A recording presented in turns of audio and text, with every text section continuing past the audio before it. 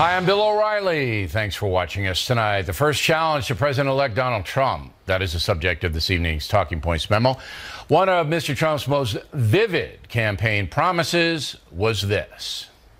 We will end the sanctuary cities that have resulted in so many needless deaths. Cities that refuse to cooperate with federal authorities will not receive taxpayer dollars. I can get more pointed than that. But now a number of mayors across the country are defying the president-elect, saying they will not stop their sanctuary policies.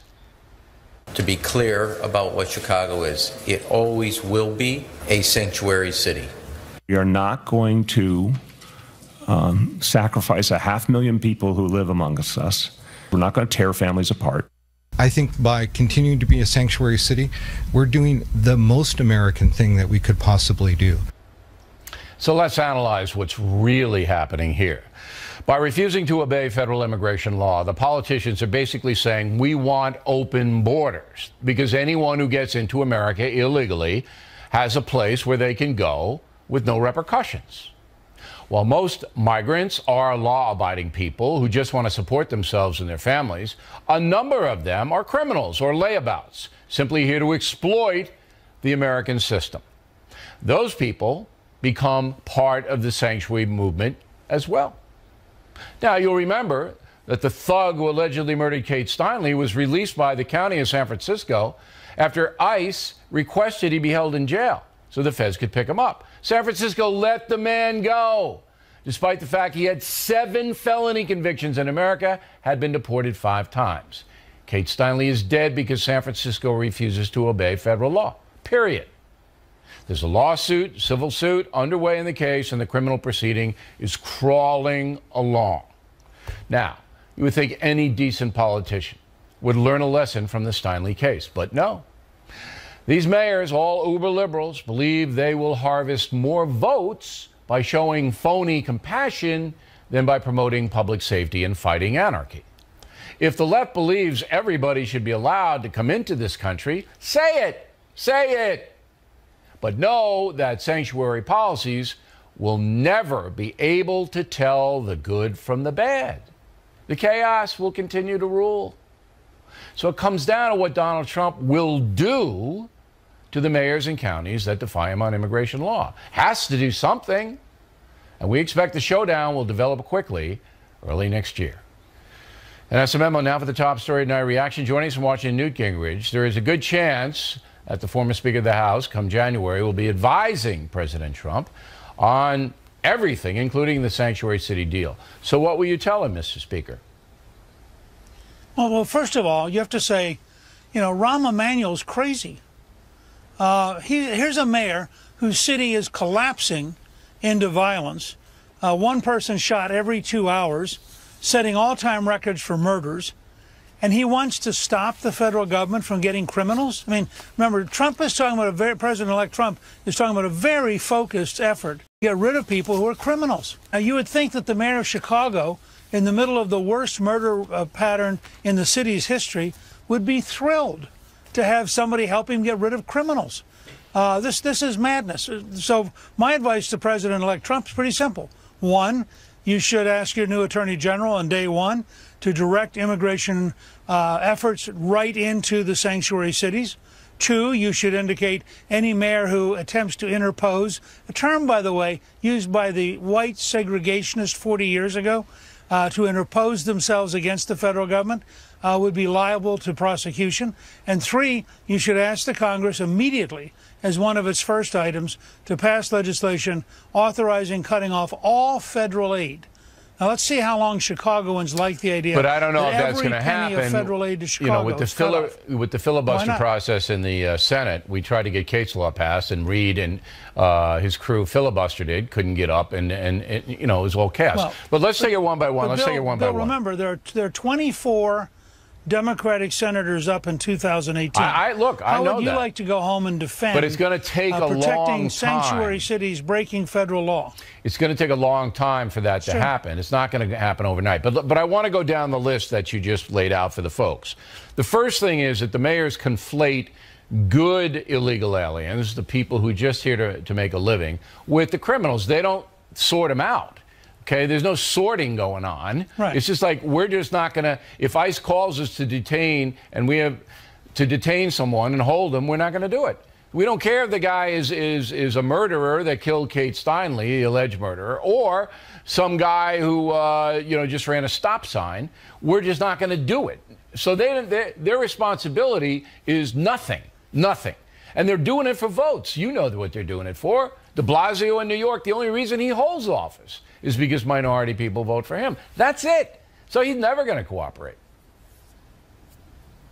Well, but I also think it's important to remember one of the reasons Trump won was a commitment to the rule of law. You know, we're not Venezuela. We're not a country where you get to randomly pick and choose. That's part of why Hillary Clinton was repudiated.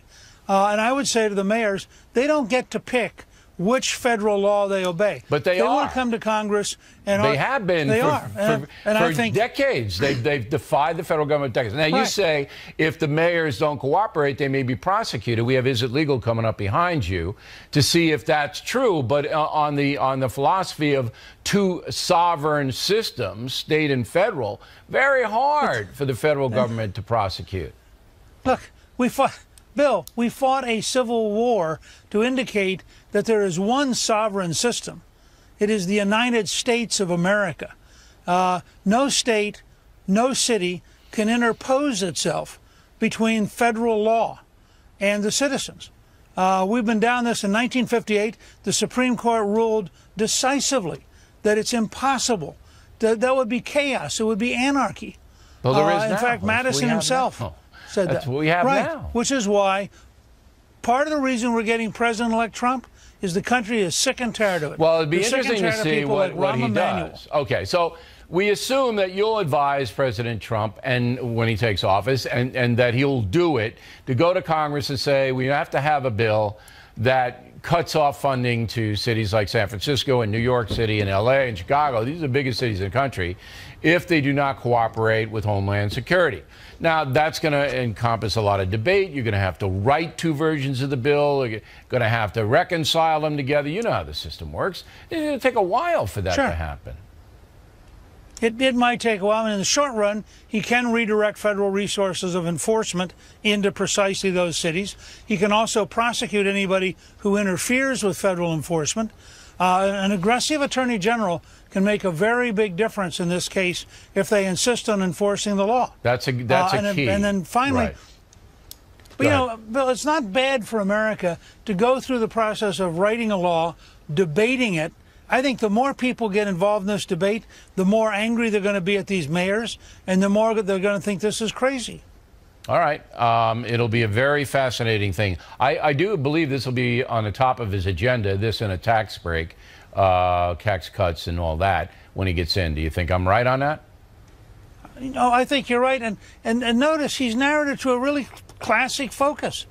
Why wouldn't we deport criminals who are here illegally? Right. Rapists, murderers, drug dealers. I mean, what kind of argument is Rahm Emanuel going to make for protecting rapists, murderers, and drug dealers in the city of Chicago when he's got this many killings a year? No, we'll It's see. really goofy. Mr. Speaker, thanks. As always, we appreciate it. One footnote, Newt Gingrich is the author of the brand new book, Treason. Certainly worth a look. Good holiday gift. Next on the rundown, can those mayors who refuse to obey federal law actually be charged with crimes? Is it legal on that case? And later, anti-Trump protesters target the church of Pastor Robert Jeffress. He will be here. Those reports after these messages. Is it legal segment tonight? What can happen if you fail to obey the law? Can the feds arrest the mayors of sanctuary cities? Can they do that? You know, attorneys and Fox News analyst Kimberly Guilfoyle, at least will. All right, we'll go. No, they can't. No. No, the 10th Amendment prohibits the feds from directly compelling any local agency like the mayors or any law enforcement agency from actually going out and grounding up illegal aliens and following what the feds ask them to do. All right, so what does the 10th Amendment say? The 10th Amendment says that any rights that aren't directly given to, or rights that aren't directly given to the the feds are given then to the state. So it says that you can't. Right. I don't understand why the 10th Amendment would prohibit. Well, because there's something that's been written into or read into into the 90s actually in Supreme Court rulings called the commandeering clause, which says you can't commandeer, again, local agencies like state agencies through the feds to actually go and arrest people or do other things through the federal agency. Okay. Basically, the states are understood to be sovereign entities distinct from the federal government, so you cannot then usurp their power and authority. Okay, but isn't it true that federal law trumps, pardon the pun, state law, right? Federal law trumps. Okay, so the federal government says, call San Francisco, let's do the styling case. Says, look, you got to hold this guy for us because he's a dangerous man, and we're going to come, our agents are going to come pick him up. Right. County of San Francisco says, blank you, we're not holding him, kicks him, goes out and he kills Kate, allegedly. Okay? Now, you're telling me that the federal government cannot go in and arrest the sheriff? Well, the sheriff, or say here, de Blasio, the thought is... No. Let's stay on the sheriff. No, you can't. No. They cannot arrest the sheriff for defying. They can ask them to cooperate. They cannot make them What if he had a subpoena for the guy, which I believe the feds did have, and they ignored the federal subpoena, they being the county officials of San Francisco? The ICE, in that case, had a hold on him. That's what they had. Right. And then ICE just dropped it. So that was ICE's fault. They just dropped it. But if they had a subpoena to hold a fugitive, all right, and the local authorities said, I'm not going to hold them. That's different. Could the feds go in and arrest? Yes. Then, that's different. Good. Then they're failing. That's what's going to happen here. That's what's going to happen here. The new attorney general is going to tell Rahm Emanuel, you hold, all right, for us, these people. All right, who the FBI knows have criminal convictions. Because then you're getting into harboring. Wait. Right. So if Rahm Emanuel says, I'm not going to hold them, Guilfoyle, then the feds can come in and put cuffs on Emanuel. Well, then this could be problematic for him. And yes, maybe under this administration they will move forward to do so. But ordinarily, it would have to be they are doing something like harboring a fugitive, shielding them specifically more than a failure to cooperate. If you don't hold them when the government tells you to hold them, that's harboring. Then you're harboring, and that's a then felony they can arrest for 5 years. 5-year felony. Okay. So I think we solved it. And I hope the Trump administration. One other thing is Congress can then take funds away. That's really a way to do it. I mean, the fun thing is going to take forever, though. Mark my word. Still, it's all right. Now, a bunch of executive orders have been signed by President Obama. I want to go through them to see if Trump can overturn them. Like he said, I'm going to get in there. I'm going to overturn these orders. The first one is the transgendered rights. What was this, Guilfoyle? Right. So bottom line, this was a directive advised that the Department of Education appropriately read Title IX, the section of federal code concerning gender discrimination in education. We talked a lot about this on the show. To include transgender individuals, meaning a school may not discriminate against them in any way. And that means they have to put a different bathroom. Correct. Now, can Trump go in and say that's out? Yes. President-elect Trump can go in and say, excuse me, it doesn't apply specifically this title to transgender. That could be canceled. The second one is the DREAM Act, right? Okay. And this is where President Obama said a certain category of illegal aliens are not going to be deported under any circumstances. He can overturn that. That was a deportation of illegal immigrants who come into the country as children, and also the people that protect the parents of these people. So the immigrants that come in as children and then their parents. Trump can go into, these were 2 executive orders under one umbrella, which was DACA, D-A-C-A. And DAPA. Yeah, and DAPA. He can rescind both. The DREAM. Rescind both, and it's gone. And you saw President Obama talk specifically about this and address it. We'll see if Trump does that, because he'll be attacked if he does that, obviously, as being a mean guy. The third one is the contraceptive mandate in Obamacare, where the nuns have to pay for birth control. He can overturn that. So he could give the Little Sisters of the Poor a condition-free waiver. That's all they're asking for. And he's already specified that he wants to encourage religious liberty and freedom. That'll make that court. So we'll see that in the first couple of weeks. I think those 3 at least. Those 3. Those will be gone. Ladies, thank you. All right. Directly ahead, things getting worse on college campuses around the country. We'll show you something you're not going to believe. Then protesters now targeting churches. We'll tell you what's happening in Dallas. The Factor is coming right back. Unresolved problems have you tonight. Madness on college campuses. Not since the late 1960s has there been so much craziness in the college ranks. But this time it's the administration that's often the embarrassment, not the kids. At George Mason University in Virginia, this man, Senior Assistant Director of Admissions Andrew Bunting, says that any person voting for Donald Trump is a, quote, piece of worthless trash, unquote. Best we can tell, no action's been taken against Mr. Bunting by the university. Joining us from Washington, Lisa Booth.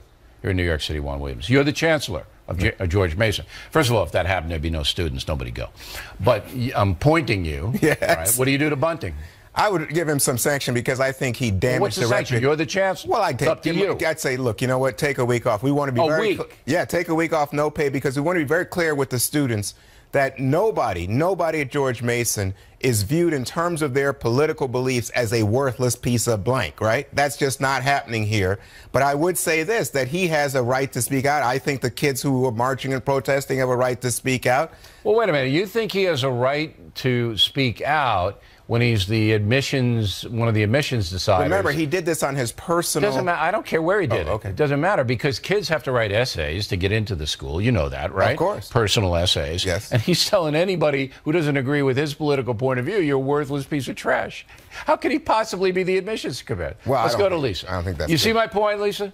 If you're a student and you're applying to George Mason University, you have to write an essay. I mean, you have to tell the people about yourself. And if you hold a certain belief system, maybe that'll be included in your essay. And one of the admissions deciders is telling you, if you don't agree with me, you're a worthless piece of you-know-what? Come on. How can he possibly do his job?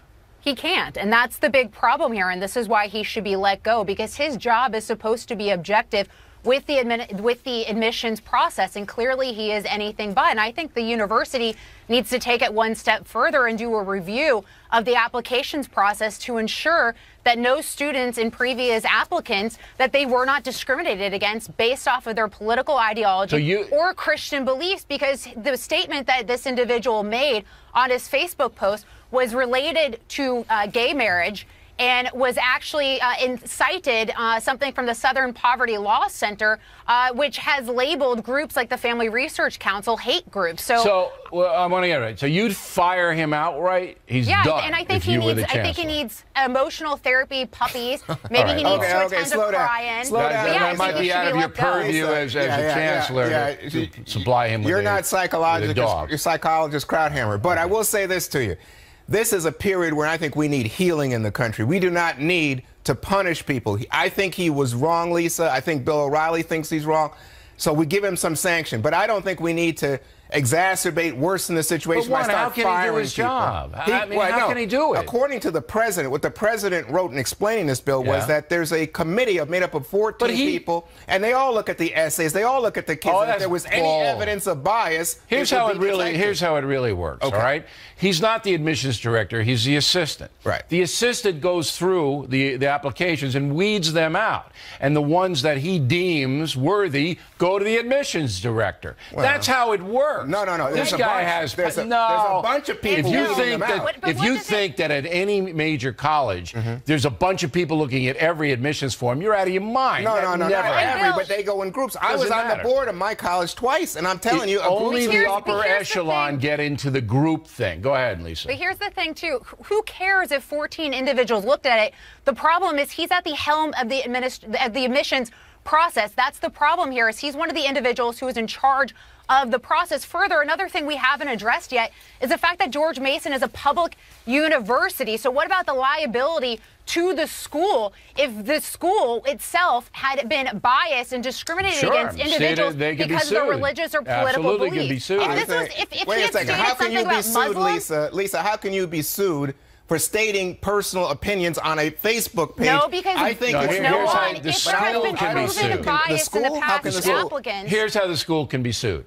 If you applied to George Mason and were turned down, and you found out that your grade average in high school, your ACTs or SATs, all of that criteria, all right, was acceptable to George Mason, a la other students at the same level had been accepted, and you were turned down after this guy said that, and then you had written an essay, said, I come from a traditional family, you could slap a lawsuit on those people. But that's a small set. I think, look, I understand your point, but I'm just telling you, I think that when you're dealing with hate groups, and this guy was concerned that this guy's a hate group. He's a one-man hate group. No, he's saying he's a one-man hate group because he has his personal beliefs. Yeah, it's hateful. Do you believe that? Come on. I do. Well, I think if he'd said it about liberals, here's what I would do to hateful. this guy. I gotta go. But here's what I would do to this guy.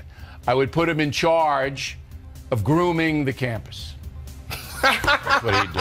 But can you imagine if he said this about Muslims? Yeah, oh, my goodness. He'd be the campus groomer. Plenty more ahead as the Factor moves along this evening.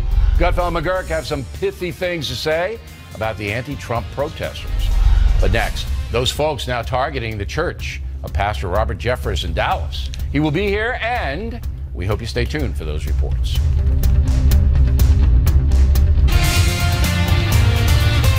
Dr. Follow-up segment tonight, the anti-Trump protests continue in Dallas. Joining us now from Dallas is Pastor Jeffress. So were you surprised that these demonstrators, not that many of them, 50, the reporter said, targeted your church? I really wasn't surprised. And by the way, to correct the report, I did not preach in support of Trump. I'm a well-known supporter of Trump, but I never brought that into the pulpit. But look, Bill, I think what they're really protesting is not just my support of Trump, but our church's conservative belief system. Look, we are not a hate church. We're not Westboro Baptist Church. We're a church that simply embraces the tenets of historic Christianity for the last 2,000 years as revealed in the Bible. There's nothing hateful about our members at all. Okay. Has this inconvenienced your services or yourself or your family? Well, not yet. They're saying they're going to come back on Sunday. And look, we've had protesters before in the past. Our members respond by going and taking them coffee and donuts. And so there's nothing hateful on our response, and I don't believe it will inconvenience us at all. Okay. Now, the guy who's leading this, Dominique Alexander, well known to the Dallas police, he was sentenced to jail for hurting a child. And That's right. And this guy, he's got it out for you personally, doesn't he? He does. And look, this is the same guy who organized protests against the Dallas police last summer, during which 5 police officers were killed. He's concerned about Mr. Trump's hateful rhetoric and my hateful rhetoric. And yet here was a guy 2 years ago, or several years ago, who was charged with causing severe bodily injury to his girlfriend's 2-year-old. And he's concerned about my rhetoric. That is nothing but hypocrisy. He was convicted, we might say. You know, we would never even bring that up in the interest of fairness unless there was a conviction in the case. And he actually served some time, and then the state botched it, and he got out earlier than he should have. I'm not even going to get into that. So you are going to meet these protests with the Christian kindness. You're not going to get involved. You're not going to try to persuade them that they're on the wrong track, are you?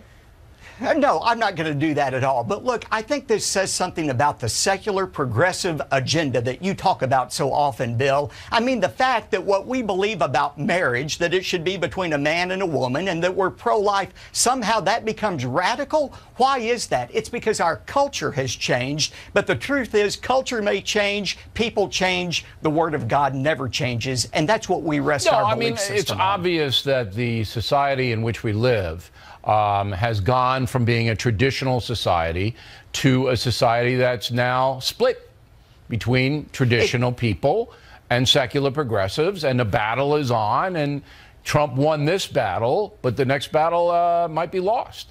And, you know, the other side, secular progressives, is not going to give up. Go ahead, last word. No, they're not going to give up, but I think we see the hypocrisy of liberalism on display with these protests, and that is the most intolerant people in the world are those who cry loudest for tolerance, and I think you're seeing that in these protests. All right, Pastor, we appreciate your time. Thank you. When we come right back, Gutfeld and McGurk have some thoughts on the anti-Trump protesters. Then big-time author James Patterson and I, your humble correspondent, have teamed up to help the kids. Mr. Patterson will be here up ahead.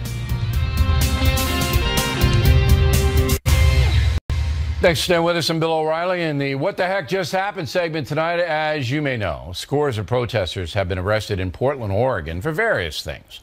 Thanks to some excellent reporting from KGW-TV, we now know that about half of those arrested did not even bother to vote.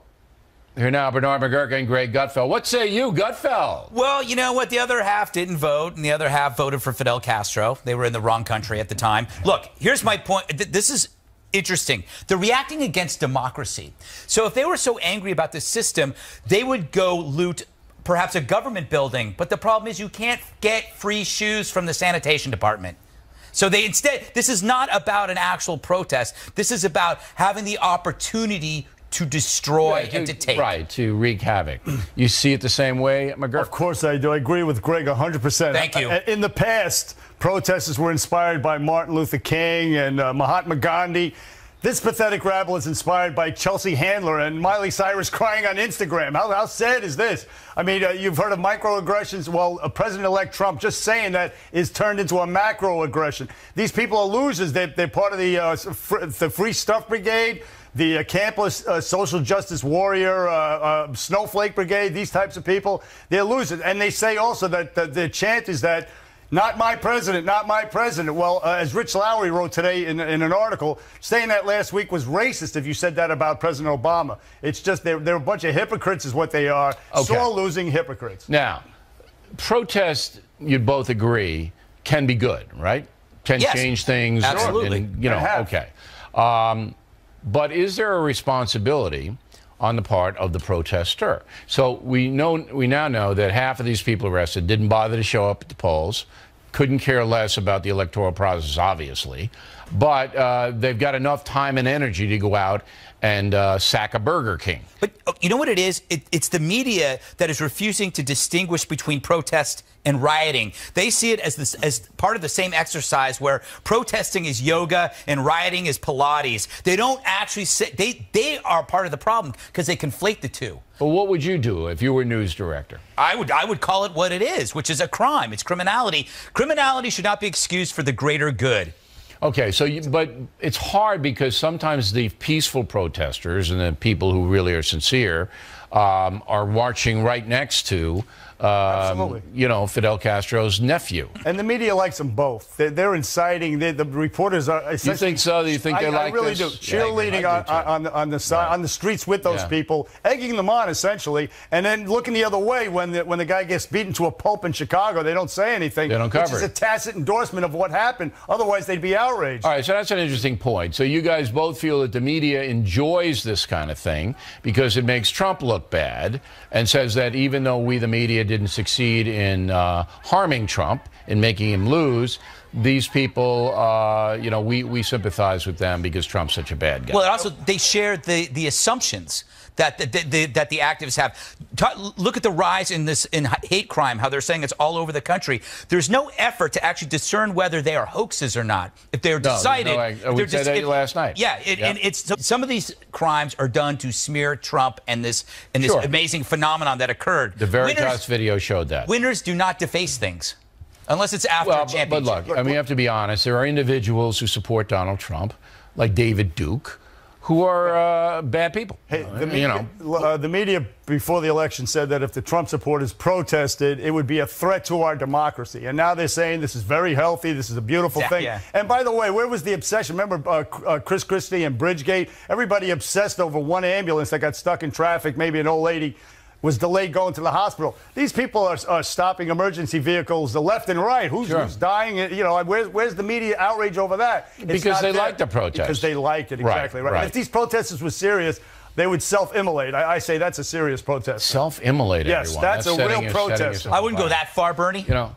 How funny your name's Bernie. Something amazing just happened. Gutfeld McGurk actually made some good, solid points in this segment, you know, which is... Hangover will do that to you. Yeah, now I'm confused. All right, gentlemen, give police a chance on deck.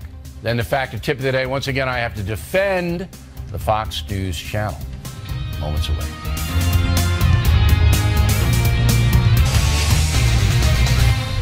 I'm back at the book segment tonight, getting young kids to read and to be polite without banishing them to the basement. New children's book called Give Please a Chance does that. It's written by mega-selling author James Patterson and me, your humble correspondent.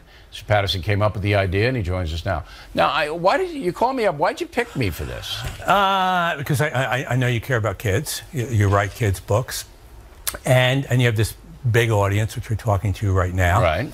And I like the idea of people getting together who don't necessarily think exactly the same way, but can agree on something, and they try to move it forward. Right, and it didn't hurt that you and I have been very successful in a book marketing situation. That helps. People knows right away when it's Patterson and O'Reilly on the book cover, they're going to check it out. I would buy it. And the reason that we're both doing this and devoting our time to it is twofold.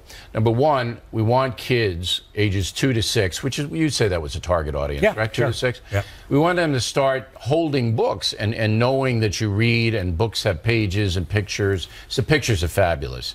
So that's number one, to get them involved with books, which is, I think, the secret to education, right?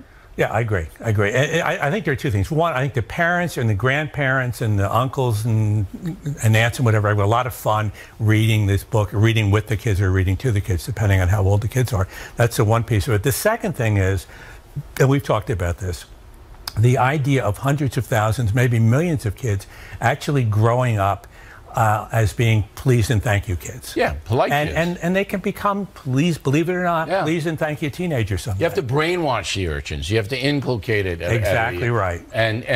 But it's a fun brainwashing because, again, the kids, it's kind of magical. They open the book and waterboarding is fun. It's it's right. Waterboarding with Ned. Now, it's a great Christmas thing. It is, and it's a fun. The pictures are great. The kids will really enjoy it, and they repeat over and over. Please, please, please. Now, were you prepared when you went out with me to do interviews for what happened at CBS this morning, which we'll show you guys in the morning, a tip of the day, where when I show up, it's all politics, it's all controversy. Were you prepared for that? No, I thought it was going to be more softballs, because I usually get softballs, and then they threw a slider. I was like, wow, there's a slider. That's I told you on the phone, I don't know whether you remember this, I said, look, if you get involved with me, then you're going to bring all of this stuff, because... No, you were very fair about it. I'm going to try to be fair, but I'm not going to take any guff, and I'm going to defend my network, which and you I did. But that, I think, is going to be helpful to the book, rather than a detriment. Some people say, well... I know, I think it's a good thing. Because you're so controversial, or you're not controversial, you just write good books.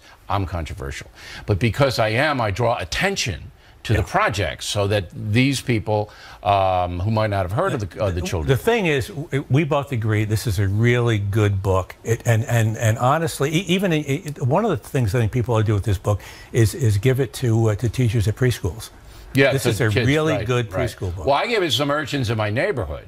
Like a test drive, and I picked the dimmest urchins, the dumbest kids, and I gave it to them, and they all loved it. And they don't just read it once; they read it like 10 times. Well, that's what happens, and that's why this habit. That's why Bill and I both know Latin, because we went to Catholic school, but that was painful. They're going to learn to say please, and it's going to be fun. And when I say the dumb kids, I was one of the dumb kids, so I can recognize them.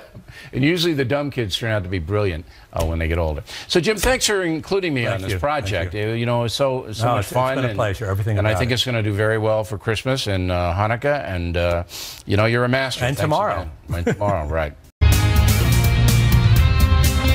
Forgot to mention that both James Patterson and I are donating all the proceeds we get from Give Please a Chance to charities that help children. I'm giving my money to Child Help in Arizona, which has that child abuse hotline, the 24-hour thing all across the country. So, we're trying to help kids with that book. Factor tip of the day, being loyal, in a moment. But first, we are here to make your life easier, and you must know that by now. So on the holiday gift-giving front, we have BillO'Reilly.com premium membership gift certificates. And for everyone you buy, you get your choice of any of my books free, plus complimentary copy of the Constitution. You buy 3 gift memberships for folks, you get 3 different books. Super deal for Christmas and Hanukkah. And if you'd like me to sign copies of the Killing series, including Rising Sun, please get that order in now. There will be a cutoff for signed books. Now, the mail. Jason DeSalvo, Congers, New York, is a Loyal Factor viewer for 15 years. I thought the Talking Points memo entitled The Inclusion Delusion was the best and most honest I have seen. Thanks, Jason. It's posted on BillO'Reilly.com. Frankie Velasco, Claremont, Florida. Mr. Bill, you are no longer independent. You now can be officially included as a member in good standing of the GOP. That's just nonsense. Points I made envelop all Americans, Frank. Timmy McDevitt, St. Petersburg, Florida. Although brilliant, the talking points will have no impact. Extreme liberals will never listen. Most likely true, Tim, but they're a very small group, extreme liberals. The country needs to be convinced that partisan politics are not inclusive, and the memo proved that. Bill Randall, Dallas, Texas. Bill, I applaud you for not allowing Richard Goodstein to spin. You were brusque, but it was appropriate because he was distorting the facts. Brian Soma, El Dorado Hills, California. Bill, your tip mentioned that the NFL was stacking the pregame anthem with military people. The military pays for that. Not anymore, Brian. The advertising fees have been dropped, and some returned to the military by the league. That doesn't happen anymore.